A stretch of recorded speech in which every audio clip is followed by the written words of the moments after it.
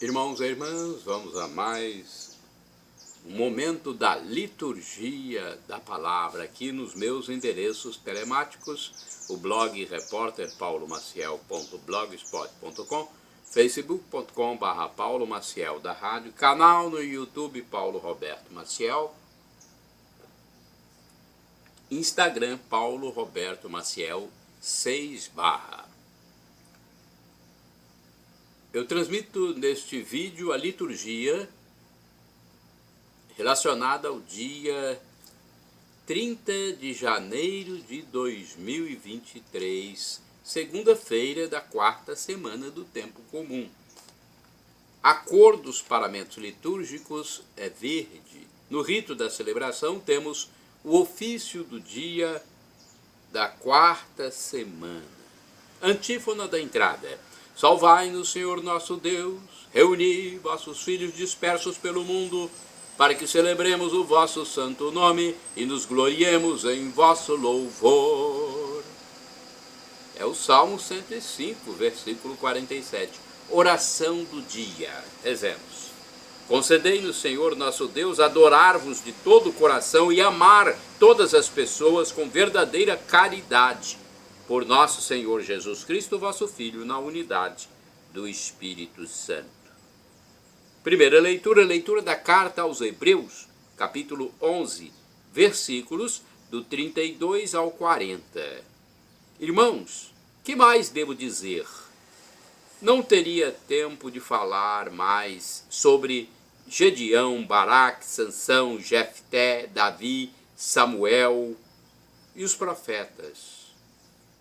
Estes, pela fé, conquistaram reinos, praticaram a justiça, foram contemplados com promessas, amordaçaram a boca dos leões, extinguiram o poder do fogo, escaparam do fio da espada, recobraram saúde na doença, mostraram-se valentes na guerra, repeliram os exércitos estrangeiros. Mulheres reencontraram os seus mortos pela ressurreição, outros foram esquartejados ou recusaram o resgate para chegar a uma ressurreição melhor. Outros ainda sofreram a provação dos escárnios, experimentaram açoite, as correntes, as prisões, foram apedrejados, foram serrados ou morreram a golpes de espada, levaram vida errante, vestidos com pele de carneiro ou pelos de cabra, oprimidos e atribulados, sofreram privações. Eles, de quem o mundo não era digno, erravam pelos desertos e pelas montanhas, pelas grutas e cavernas da terra. E, no entanto, todos eles, se bem que pela fé tenham recebido um bom testemunho, apesar disso, não obtiveram a realização da promessa. Pois Deus estava prevendo para nós algo melhor. Por isso, não convinha que eles chegassem à plena realização sem nós. Palavra do Senhor, graças a Deus. Vamos ao Salmo responsorial, Salmo 31, versículos 20, 21, 22, 23, 24, refrão 25. Fortalecei os corações, vós que ao Senhor vos confiais. Repetamos, fortalecei os corações, vós que ao Senhor vos confiais. Como é grande, ó Senhor, vossa bondade, que reservastes para aqueles que vos temem, para aqueles que em vós se refugiam, mostrando assim o vosso amor perante os homens. Fortalecei os corações, vós que ao Senhor vos confiais. Na proteção de vossa face os defendeis, bem longe das intrigas dos mortais. No interior de vossa tenda os escondeis, protegendo-os contra as línguas maldizentes. Fortalecei os corações, vós que ao Senhor vos confiais, seja bendito o Senhor Deus, que me mostrou seu grande amor numa cidade protegida. Fortalecei os corações, vós que ao Senhor vos confiais.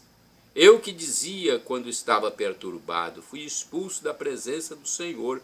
Vejo agora que ouvistes minha súplica, quando a vós eu elevei o meu clamor. Fortalecei os corações, vós que ao Senhor vos confiais. Amai o Senhor Deus, seus santos todos. Ele guarda com carinho os seus fiéis, mas pune os orgulhosos com rigor. Fortalecei os corações, vós que ao Senhor vos confiais. Repitamos: fortalecei os corações, vós que ao Senhor vos confiais. Aclamação ao Santo Evangelho com um trecho de Lucas, capítulo 7, versículo 16. Vamos aclamar então? Aleluia, aleluia, aleluia, aleluia. Um grande profeta surgiu entre nós e Deus visitou o seu povo. Aleluia, aleluia, aleluia, aleluia, aleluia. Proclamação do Evangelho de Jesus Cristo segundo São Marcos, capítulo 5, versículos do 1 ao 20. Glória a vós, Senhor. Pelo sinal da Santa Cruz, livra-nos Deus, nosso Senhor, dos nossos inimigos. Naquele tempo, Jesus e seus discípulos chegaram à outra margem do mar, na região dos Gerazenos. Logo que saiu da barca, um homem possuído por um espírito impuro, saindo de um cemitério, foi ao seu encontro. Esse homem morava no meio dos túmulos e ninguém conseguia amarrá-lo, nem mesmo com correntes. Muitas vezes tinha sido amarrado com algemas e correntes, mas ele arrebentava as correntes e quebrava as algemas. E ninguém era capaz de dominá-lo. Dia e noite ele vagava entre os túmulos e pelos montes, gritando e ferindo-se com pedras. Vendo Jesus de longe, o endemoniado correu, caiu de joelhos diante dele e gritou bem alto: que tens a ver comigo, Jesus, Filho de Deus Altíssimo? Eu te conjuro, por Deus, não me atormentes. Com efeito, Jesus lhe dizia: espírito impuro, sai desse homem. Então Jesus perguntou: qual é o teu nome? O homem respondeu: meu nome é Legião, porque somos muitos. E pedia com insistência para que Jesus não o expulsasse da região. Havia aí, perto, uma grande manada de porcos pastando na montanha. O espírito impuro suplicou então: manda-nos para os porcos para que entremos neles. Jesus permitiu. Os espíritos impuros saíram do homem e entraram nos porcos. E toda a manada, mais ou menos uns 2.000 porcos, atirou-se monte abaixo para dentro do mar, onde se afogou. Os homens que guardavam os porcos saíram correndo e espalharam a notícia da cidade e nos campos. E as pessoas foram ver o que havia acontecido. Elas foram até Jesus e viram o endemoniado sentado, vestido e no seu perfeito juízo, aquele mesmo que antes estava possuído por legião. E ficaram com medo. Os que tinham presenciado o fato explicaram-lhes o que havia acontecido com o endemoniado e com os porcos. Então começaram a pedir que Jesus fosse embora da região deles. Enquanto Jesus entrava de novo na barca, o homem que tinha sido endemoniado pediu-lhe que o deixasse ficar com ele. Jesus, porém, não permitiu. Entretanto, lhe disse: vai para casa, para junto dos teus, e anuncia-lhes tudo que o Senhor, em sua misericórdia, fez por ti. E o homem foi embora e começou a pregar na Decápole tudo o que Jesus tinha feito por ele. e todos ficavam admirados. Palavra do Senhor, ou melhor, palavra da salvação, glória a vós, Senhor. Vamos à liturgia comentada de Antônio Carlos Santini, liderança da comunidade católica Nova Aliança, e-mail santini@novaalianca.com.br. O título da reflexão é Eu me chamo Legião, Marcos, capítulo 5, versículos do 1 ao 20. Entre batizados é rara a possessão demoníaca. Na China e na Índia, cujas populações são predominantemente pagãs, missionários verificaram que ali são mais frequentes essas invasões do maligno. Os exorcistas citam 4 graus de ação demoníaca sobre pessoas humanas: tentação, infestação, possessão e sujeição. Na tentação, o inimigo está de fora, sugere o mal ou tenta afastar-nos do bem. Na infestação, uma de nossas faculdades, imaginação, memória, inteligência, etc., é afetada com a interferência do maligno. Nossas faculdades podem ser abaladas, mas ainda temos liberdade para agir conforme a própria volição. Na possessão, a pessoa é tomada entre batizados, isto só acontece com a própria colaboração, nunca como invasão à força. A pessoa é tomada e já não consegue usar livremente sua vontade. Diz Santini: vi pessoalmente casos em que o possesso tentava e não conseguia rezar o Pai Nosso. A voz emitida assemelhava-se ao rosnar de um animal feroz. A recuperação da liberdade exigirá a ação de um exorcista. Na sujeição, a situação é ainda mais grave, pois alguém se entrega ao demônio como o autêntico agente do mal, como as mulheres que conscientemente se dedicam a desviar sacerdotes de seu ministério. É também o de membros de seitas satânicas que celebram, entre aspas, missas negras e oferecem sacrifícios humanos ao príncipe das trevas. Esse tipo de culto vem se propagando nos Estados Unidos e na União Europeia de forma crescente após a Segunda Guerra Mundial. Neste evangelho, interpelado por Jesus, o demônio se autodenomina legião. Trata-se de um coletivo para o grupamento do exército romano, que podia variar de 3.000 a 6.000 soldados ou legionários. No caso, a palavra serve de imagem para a despersonalização da pessoa, quando diferentes eus convivem no seu íntimo, a ponto de perder o domínio sobre si mesma. Os racionalistas tentam negar aquilo que faz parte da mais legítima tradição católica, a existência de anjos bons e anjos maus, os demônios. Reduzem tais manifestações a distúrbios do psiquismo, alucinações coletivas, projeções do inconsciente e fenômenos parapsicológicos. Não é esta a doutrina da Igreja.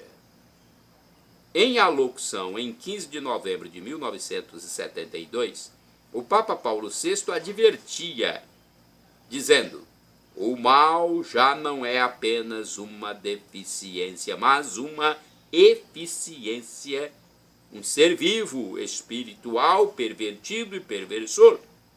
Trata-se de uma realidade terrível, misteriosa e medonha. Sai do âmbito dos ensinamentos bíblicos e eclesiásticos quem se recusa a reconhecer a existência desta realidade. Irmãos e irmãs, orai sem cessar. Deus se levanta, seus inimigos se dispersam. Salmo 68, versículo 2. Vamos ao santo do dia agora? Eu pesquisei no site do Vaticano. Santo do dia 30 de janeiro. Na verdade, temos aqui duas santas.